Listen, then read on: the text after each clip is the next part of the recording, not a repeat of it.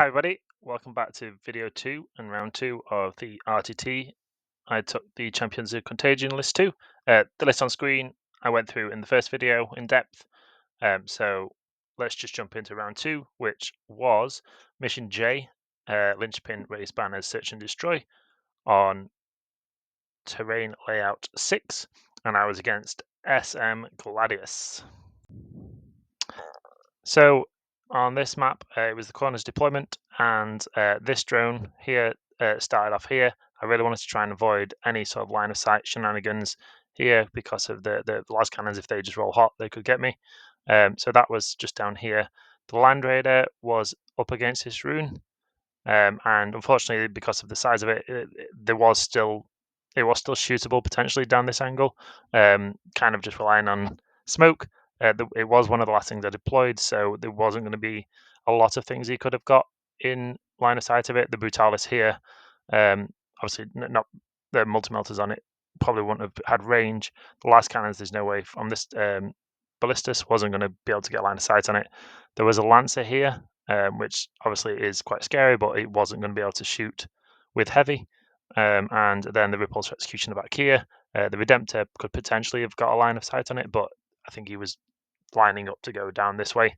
The Plague Marines were in here, this rune, just keeping them safe and giving loan up to the Demon Prince, who's just here. This drone started off actually in the open. There wasn't any angles it could realistically take here, and it was sort of to tempt any firepower away from the Land Raider if he did end up going first, because he could potentially see all the way down here. And then the spawn started off down here as well and scouted, and the other spawn unit was just as aggressive as could be, and to push out here. And the interesting thing here was the Poxwalkers. After he'd played his scouts and everything like that, I ended up putting the Poxwalkers pretty much just on this objective, so it had to be 9 inches away because of the corners. But with him only realistically having a threat of the Eradicators in this building, and they're 1 inch in it, but the Poxwalkers can get through. They had no melee fight back, so I knew if I charged these and only these, I would be able to pile in and use some sort of movement jank to move block the Brutalis and any vehicles coming further forward than where they are, and also spread the -1 to hit as far as I could, because that is the Contagion I picked first. I realized I wasn't going to get anything in range of -1 save, so -1 to hit, and the Poxwalkers deploying aggressively with the infiltration and the charge really helped limit what he could do on the fightback. So we've got a game here against the Space Marines Gladius. I've missed the deployment, but effectively drone was down here, Land Raider was here, Plague Marine unit here. They've got back in the Land Raider. The Typhus got out to be able to do his mortals into the Lancer, which was good because it ended up needing it. Poxwalkers deployed here on the midpoint, and then ended up charging the Eradicators because they're not good in melee, and tied them up, and I managed to get -1 to hit, spread quite far. Demon Prince is down here. He's blown up.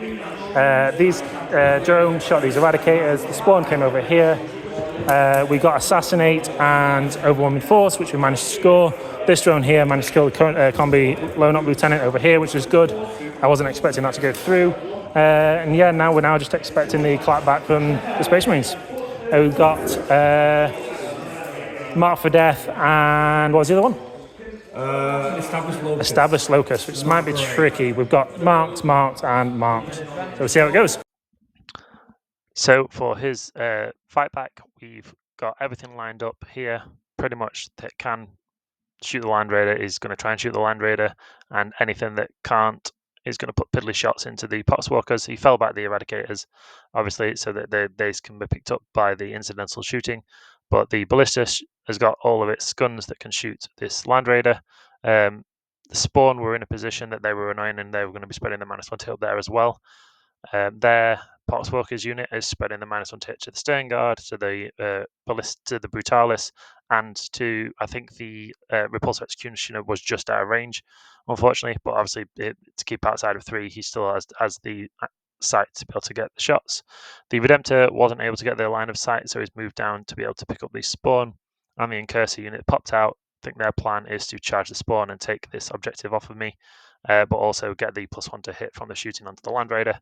So once everything's gone through, he's ordered it in a way that the Stern Guard unit would still be left to shoot. If the Land Raider does go down, he should still be able to get some shots into the Plague Marines, or at least force me back into a much more retreated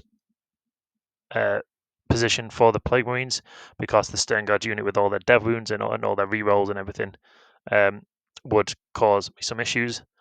Fortunately for me, part of the popping smoke and the -1 from the Contagion being spread and leaving essentially the most annoying Poxwalker in the way, so that that -1 to hit is always there. Got -1 to hit from smoke and -1 to hit from the Poxwalkers. Even with the +1 to hit from the Incursor unit, it was still -1 in terms of hit. So even with the Oath of the Moment rerolls and the +1 to wound, the Land Raider lived through most of it and ended up needing the Stern Guard brick to take it down.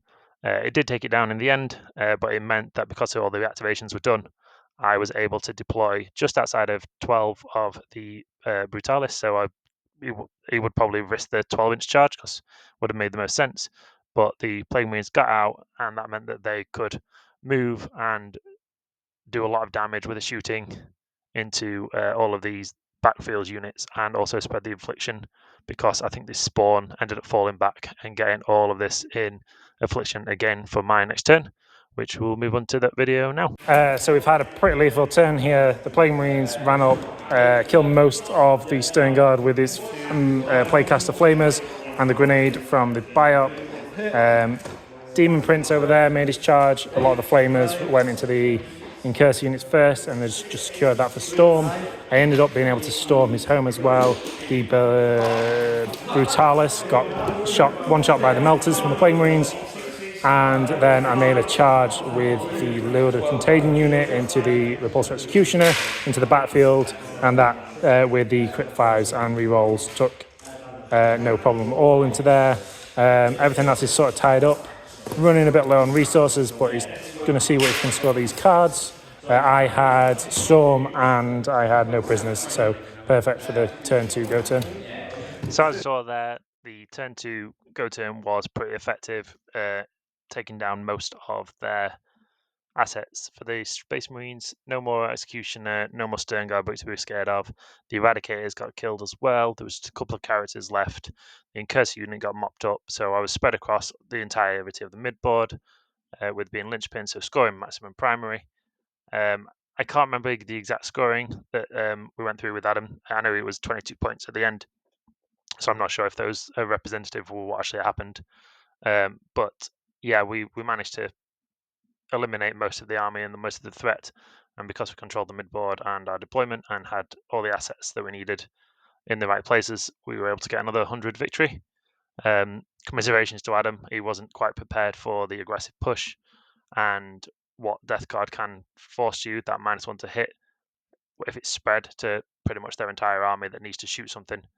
And I was able to pop smoke, so even with the Incursor +1 to hit, it was still -1, which did make a difference in the end. There was a lot of 3s rolled when they shouldn't have been, or when they would have hit even with the rerolls, which made it live and give me the option to aggressively deploy the Plague Marines from the Land Raider, which made the biggest difference, I think, because it allowed me to then really push in with the Plague Marines and their shooting and their melee, and then the support from the Death Shroud lock unit, being able to get that 6-inch deep strike onto the Repulsor Executioner. It really compounded the pressure that the Death Guard can push out.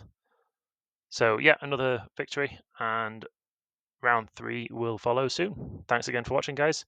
Any comments or criticisms, please let me know. I'll try and do more of these and improve as I go along.